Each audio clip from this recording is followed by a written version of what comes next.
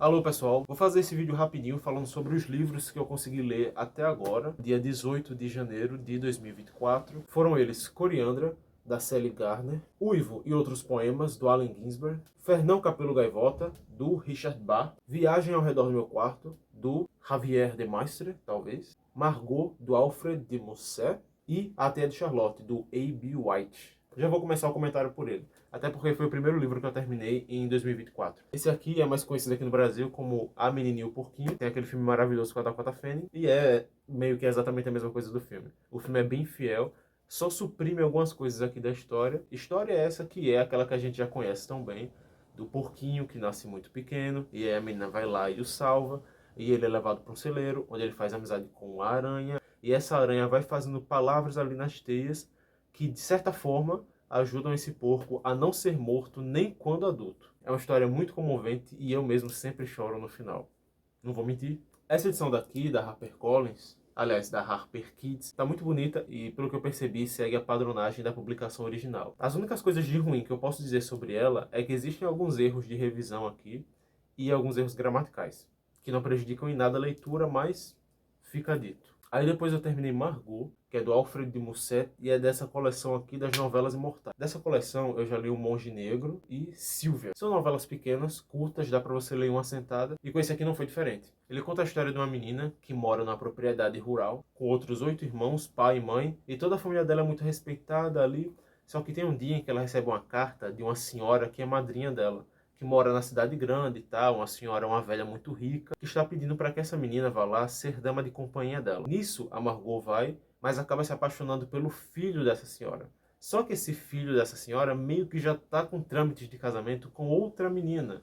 Então você acompanha esse romancinho aqui da Margot, uma menina de 16 anos apaixonada por um cara mais velho, lá na antiga Paris. É um livro bem fofo na maior parte do tempo, mas para aqueles que não têm muito saco para romance, pode ser cansativo. Um ponto muito positivo é o final. Não era o final que eu esperava, mas ao mesmo tempo, quando eu li, eu fiquei pensando, meu Deus, que final óbvio, é claro que terminaria desse jeito. Tava na minha cara o tempo todo, mas eu não vi e fui surpreendido. Aí teve Viagem ao Redor do Meu Quarto, do Javier de Maistre, nessa edição muito bonita aqui da Antofágica. E esse aqui é um livro muito diferente. É meio que um livro de não ficção e conta sobre quando o autor teve que ficar 74 dias trancado no próprio quarto. Porque ele participou de um duelo ali, não se sabe muito bem como foi, e ele teve que ficar preso dentro da própria casa, dentro do próprio quarto. E durante esse período que ele ficou isolado, ele escreveu esse livro aqui, Viagem ao Redor do Meu Quarto. Na época de escritura desse livro, estava tendo uma moda de livros de viagem. Viagem a lugares fictícios, a lugares não fictícios, relatos humorísticos, relatos pessoais. E aí o cara resolveu zerar a trend e lançar Viagem ao Redor do Meu Quarto. Quando na verdade essa viagem é mais ao redor dele mesmo. Ele se utiliza desses pontos de referência, do abajur, da janela, do retrato na parede, do tapete, para poder refletir, puxar memórias, puxar histórias.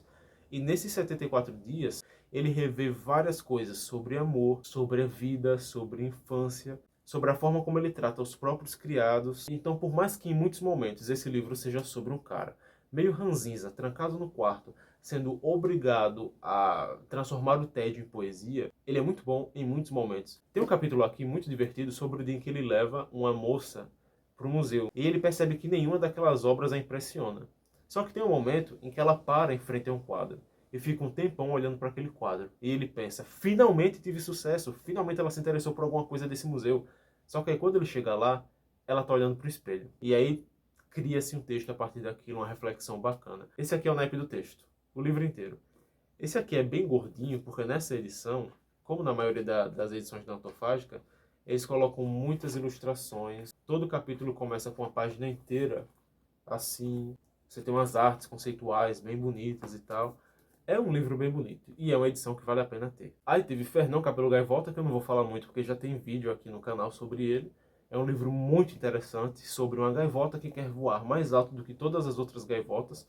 E nisso ela acaba atingindo meio que o céu das gaivotas, mas não é só isso. Na verdade é muito mais do que isso.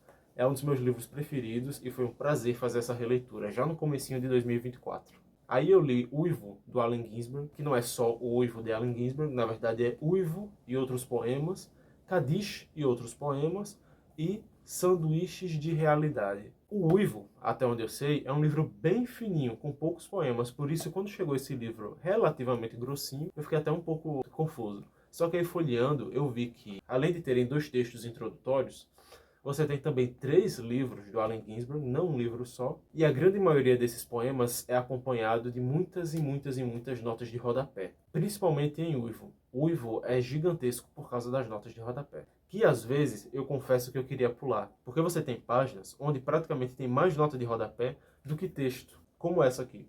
E aí, poema, poesia é muito sobre fluidez, sobre ritmo.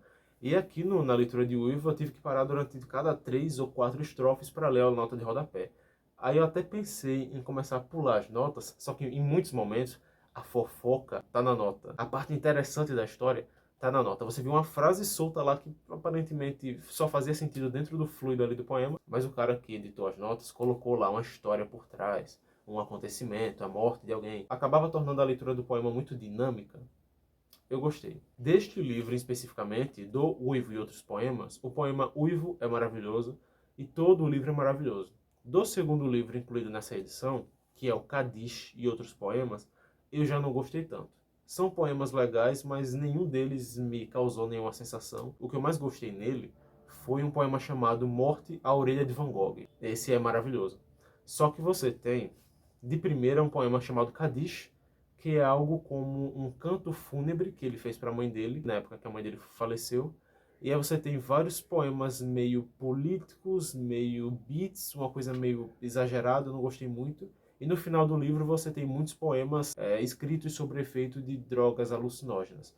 O que esteticamente é interessante, mas quando você vai ler assim de forma corrida, sem estar numa brisa, você também, é bem entediante. Parece só um conjunto de palavras jogadas a esmo ali, para criarem um senso poético, não tem coesão na poesia. É bem estranho.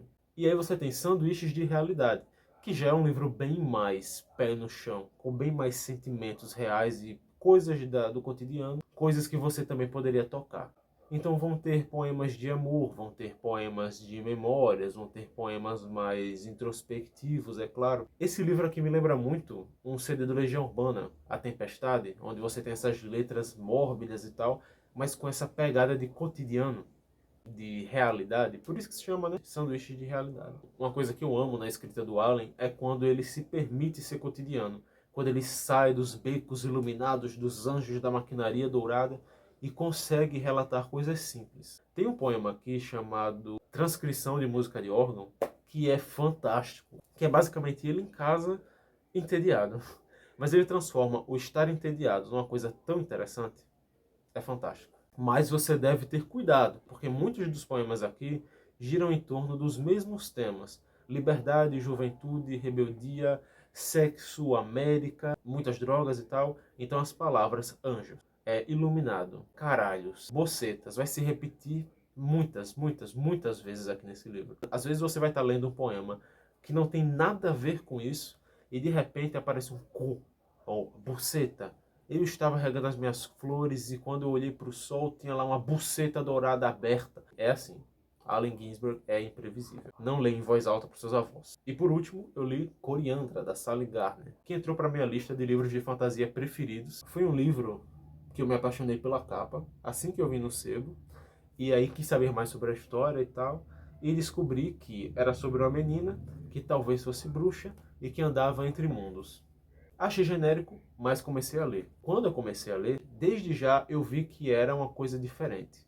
Não era genérico. Porque ela já começa o livro dizendo que ela tem 7 velas para contar essa história e que a cada dia ela vai contar um pedacinho. Quando a vela se apagar, aquela história estará contada. E assim mesmo é a estrutura do livro. Você tem essas velas e eu posso dizer com certeza que quando cada uma das velas acaba, tudo está muito pior do que estava antes. Mas o que é que acontece? O livro conta a história de uma menina, de sua mãe e do seu pai, que moram no casarão na beirada do rio Tamisa. A mulher serve meio que como uma curandeira para a comunidade local. Todo mundo vai se consultar com ela, vai beber as porções dela, mas estamos na época de caça às bruxas. Então o pessoal começa a ficar de olho na mãe dela e nela, etc. Algo acontece com essa mãe e o marido é obrigado a casar com uma mulher que não gosta muito de magia, que na verdade é uma puritana, e muitas coisas começam a dar errado para Coriandra a partir desse momento. Tem uns capítulos aqui que são meio Cinderela, sabe? A sorte da Coriandra é que ela tem muita força e ela também tem umas sapatilhas mágicas que foram mandadas para ela lá do mundo das fadas. Mundo esse que ela visita quando coloca as sapatilhas. Só que parece que quanto mais ela vai para o mundo das fadas, piores as coisas vão ficando aqui no mundo real. A fantasia e a realidade vão se entrelaçando aos poucos aqui e vão criando uma história muito interessante. Agora, para mim, pelo menos, era disparado muito mais interessante quando ela estava no mundo real do que quando ela ia lá para a Terra das Fadas. Até metade do livro, você vai acompanhando ela, essas viagens, a vida dela de Cinderela, e fica meio incerto ali o que é que vai acontecer, porque realmente a cada capítulo que passa, mais coisas ruins acontecem, e chega um momento em que você pensa, nossa, essas meninas vão morrer. Só que não é isso que acontece, já vou soltar esse spoiler. Do começo para metade é assim, mas da metade para o final, 1000 coisas começam a acontecer. Você vê o quão bem pensada foi essa história e como tudo se amarra perfeitamente. Com um toquezinho de Deus Ex Machina, sim, mas se amarra perfeitamente. Eu não entendo porque é que esse livro não tem mais hype. Ele é muito gostoso de ler e é um livro único. Até onde eu sei, é uma fantasia única. Terminando, terminou. Além de tudo, muito emocionante e muito bonito. Há muito tempo que eu não li um livro assim como Coriandra. Tão bem amarrado, tão bonitinho, que onde eu me importava tanto com os personagens. Então é isso. Muito, muito bom. E eu repito, então é isso. Foram esses aqui os livros lidos até o dia 18 de janeiro de 2024. Estou muito feliz até agora com o andamento dessas leituras. Só li coisa boa, não teve nada ruim. Espero que continue assim o ano inteiro. Bem, esse foi o vídeo. Agradeço a você por ter assistido e até o próximo.